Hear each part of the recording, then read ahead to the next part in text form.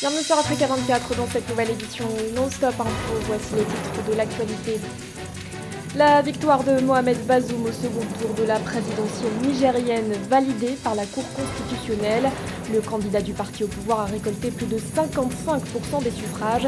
Son adversaire Mahaman Ousmane a quant à lui recueilli 44,34% des voix. L'implication du secteur privé au sein de la ZLECAf.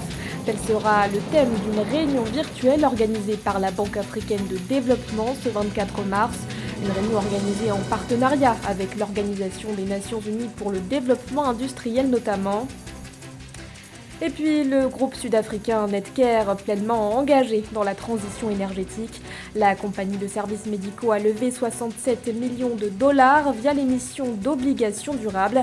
Les détails à suivre dans ce journal. Mais tout d'abord, une victoire désormais officielle. Au Niger, la Cour constitutionnelle a confirmé le 21 mars la victoire de Mohamed Bazoum au second tour de la présidentielle du 21 février dernier. Le candidat du parti au pouvoir a obtenu 55,66% des suffrages face à son adversaire, Mahaman Ousmane, qui a quant à lui récolté 44,34% des voix. Mohamed Bazoum, qui succède ainsi au président Mahamadou Issoufou, entamera son mandat le 2 avril prochain. Écoutez à ce propos l'annonce des résultats par Bouba Mahaman, le président de la Cour constitutionnelle. Annule les résultats des bureaux de vote du nombre de 113. Valide et proclame les résultats définitifs deuxième tour de l'élection présidentielle du 21 février 2021, ainsi qu'il suit. Répartition des voix par candidat. Mohamed Bazoum, 2 490 049, 55,66%. Mahaman Ousmane, 1 983 012, 44,34%. Constate que le candidat Mohamed Bazoum a obtenu le plus grand nombre de voix. Déclare par conséquent élu président de la République du Niger, M. Mohamed Bazoum, pour un mandat de 5 ans à compter du 2 avril 2021 à 0 heure. Et ces résultats sont toujours contestés par l'opposition. L'opposition qui prévoyait par ailleurs d'organiser une manifestation le 20 mars dans la ville de Niamey. Mais la mobilisation a finalement été interdite par les autorités pour risque de troubles à l'ordre public notamment. Plus de précisions dans ce reportage de notre correspondant au Niger, Sadoualizé Mokhtar.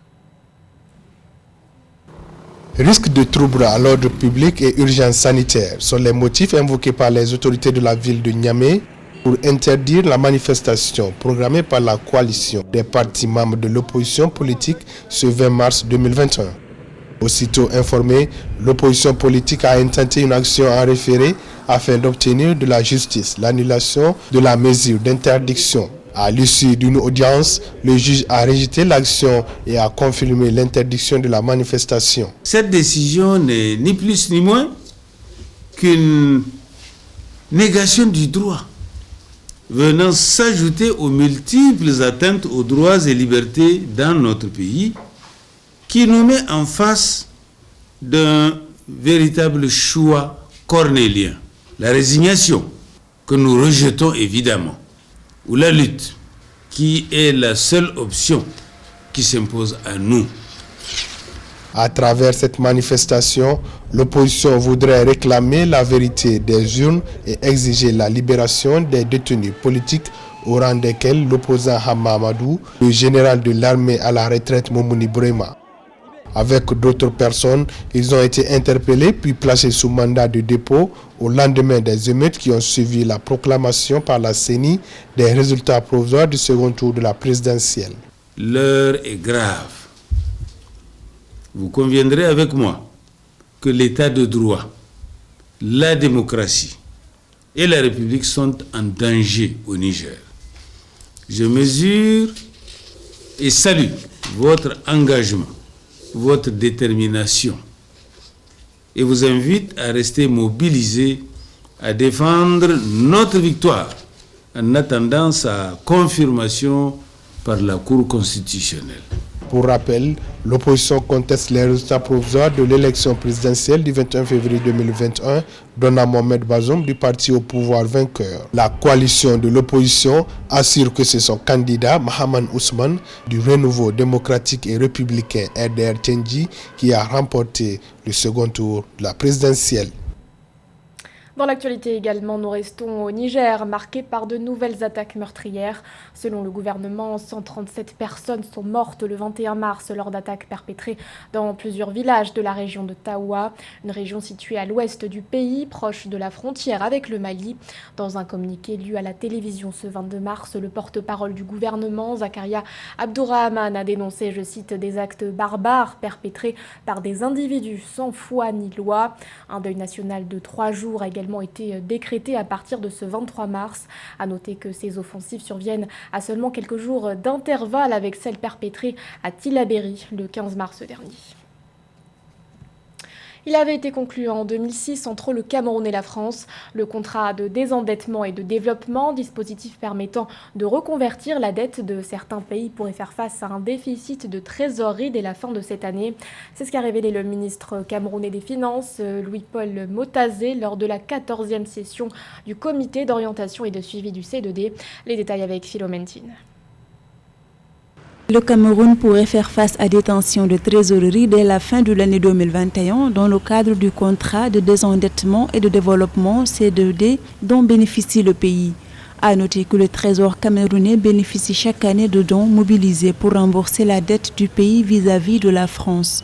En 2020, le compte bilatéral ouvert à cet effet dans les livres de la Banque centrale n'a pas enregistré de retour de subvention. L'intérêt de cette performance, c'était quoi? C'est que le Cameroun bénéficiait donc d'une remise substantielle de sa dette. Et à l'occasion, donc, la France a donc mis sur pied ce qu'il a appelé le contrat C2D. C'est-à-dire, pour le stock de la dette restante, au lieu de rembourser ça directement à la France, vous déposez ça dans un compte. Et un compte d'emploi de ces fonds devait conjointement être non seulement établi, mais en même temps, l'exécution et le suivi de ce compte devait se faire de façon paritaire. Voilà donc la naissance du contrat C2D. Dans le but de résorber ce déficit de trésorerie auquel pourrait être confrontée l'exécution du C2D, le ministère des Finances du Cameroun recommande au comité technique de proposer des solutions urgentes incluant l'hypothèse d'un financement par le Trésor public des opérations programmées, même de façon partielle.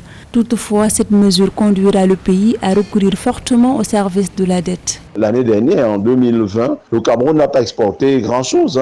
Comme tous les autres pays, l'économie mondiale était atrophiée. Vraiment, le plus urgent, ça sera de payer les salaires, payer les frais de mission, payer les pensions et le reste maintenant, on va venir. Et voilà ce qui peut justifier le fait qu'on ait pu avoir quelques soucis avec le compte bilatéral C2D ouvert dans les livres de la Banque des États de l'Afrique centrale. Le contrat de désendettement et de développement C2D est un outil qui permet de reconvertir la dette de certains pays.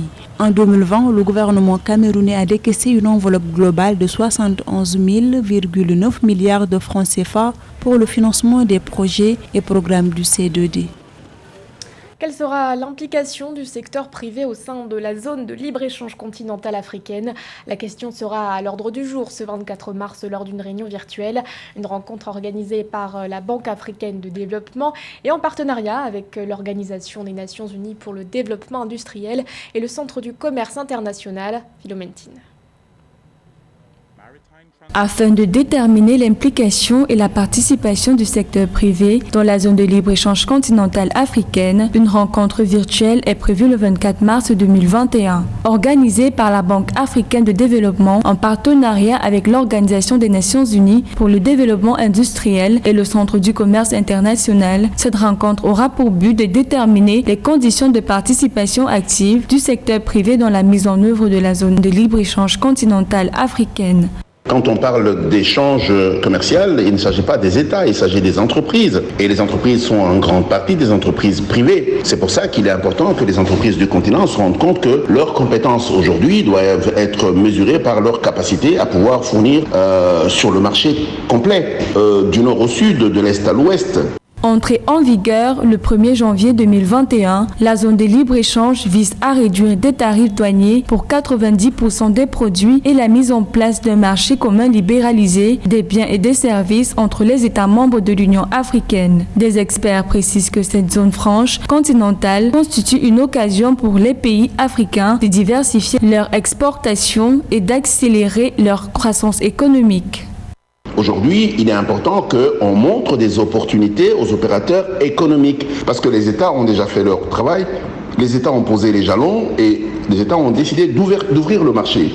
Et donc, s'il y a vraiment un acteur qu'il faut éduquer, c'est l'acteur privé. Énoncé sous le thème « La mise en œuvre de l'AZLECA, la nécessité d'approfondir l'engagement et la participation active du secteur privé », cette rencontre permettra d'examiner les politiques et les réglementations commerciales appropriées pour que le secteur privé bénéficie des avantages de l'AZLECA. Il sera aussi question d'explorer distinctes pistes à employer pour amener les femmes et jeunes entrepreneurs des micro-entreprises, petites et moyennes entreprises à participer à ce trading.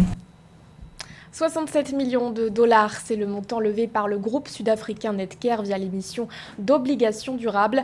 L'enjeu de ce financement, selon le directeur exécutif de la compagnie, Richard Friedland, mener la transition vers un secteur sanitaire plus respectueux de l'environnement. Victoria Seji. La compagnie sud-africaine de services médicaux Netcare, cotée sur la bourse de Johannesburg, a levé 67 millions de dollars via des obligations durables émises le 19 mars 2021. Les coupons seront délivrés pour 3 ans à un taux de 5,4% et permettront au groupe Netcare d'adopter des normes de durabilité. Netcare est ravi de faire partie de la communauté mondiale des institutions sanitaires décidées à mener la transition vers un secteur sanitaire plus respectueux de l'environnement. Netcare prévoit d'ici 2030 de convertir ces déchets sanitaires présentant des risques infectieux en déchets non nuisibles, affirmant avoir déjà réduit son intensité énergétique de 24% entre 2020 et 2013. Elle dit vouloir atteindre une réduction supplémentaire de 22% d'ici 2023. Ces émissions du scope 1 et 2, représentant les émissions pouvant être évitées, ont même été réduites de 37% par rapport à 2013, avait-elle déclaré. Alors l'engagement des sociétés aujourd'hui, nous ne dirons pas qu'elle est inexistante, mais nous dirons qu'elle est très faible. C'est important aujourd'hui de voir les institutions sanitaires et les hôpitaux un peu plus s'engager davantage dans l'action climatique ou la transition écologique, tout simplement parce que, comme nous pouvons remarquer aujourd'hui avec le coronavirus, les institutions sanitaires et les hôpitaux sont toujours en front office lorsqu'il s'agit d'une urgence sanitaire. Nous connaissons les faits que le changement climatique aura sur notre santé. De nombreux experts sont unanimes. L'Afrique a besoin d'engagements publics et privés fermes en faveur de l'action climatique. Netcare s'est pour sa part depuis quelques années engagé dans la transition écologique de concert avec l'ambition du gouvernement sud-africain. Une douzaine de distinctions lui ont été décernées entre 2019 et 2021, dont le prix du champion du climat 2019, hôpitaux verts et sains dans le monde, la plaçant ainsi au second rang mondial, parmi plus de 28 000 hôpitaux. L'actualité, c'est aussi l'Afrique du Sud qui revend ses doses de vaccins AstraZeneca à plusieurs pays africains. 14 au total en seront bénéficiaires. Une annonce faite par le ministre de la Santé, Zweli Mkhize, le 21 mars. Ces doses, qui expirent au mois d'avril, seront livrées cette semaine. Pour rappel, le gouvernement sud-africain s'était détourné du vaccin AstraZeneca après la publication d'une étude de l'université du Witwatersrand de Johannesburg, étude dont les premiers résultats révélaient l'efficacité limitée du vaccin anglo-suédois contre le variant sud-africain. Après ces révélations, l'Afrique du Sud a décidé d'opter pour le vaccin Johnson & Johnson. Ce journal a été réalisé par l'ensemble de la rédaction. Merci de votre fidélité. L'actualité continue sur Africa 24.